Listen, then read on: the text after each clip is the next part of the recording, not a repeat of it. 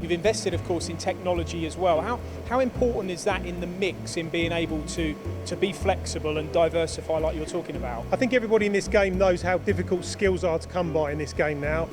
You either bring apprentices in, train them yourself, or you fight for the good people that are out there still.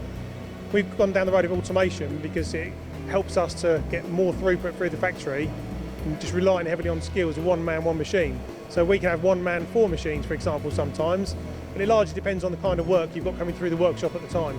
So the MAM for us has always been the workhorse in our factory. We've always managed to fill it with work.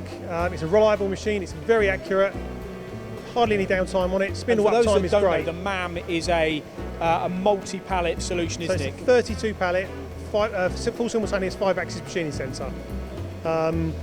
It's certainly changed our fortunes around. We bought the MAM and work came in quite quickly.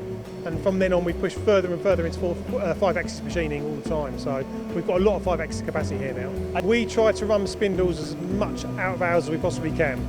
So if the spindle's not running at night or weekends, we want to know why. You know, as long as the work's there, for us to put on those machines, they will be running weekends and all night as well. And obviously that cost benefit gets passed down to our customers.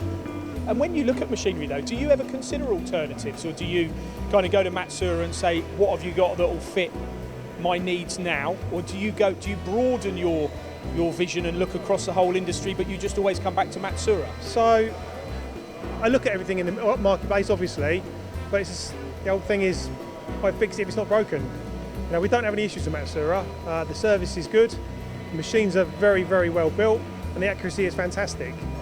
So yes, I've looked at other things. As you know, we've had other machines in this place before as well, but the accuracy and the uptime we need has been given to us by Matsuura.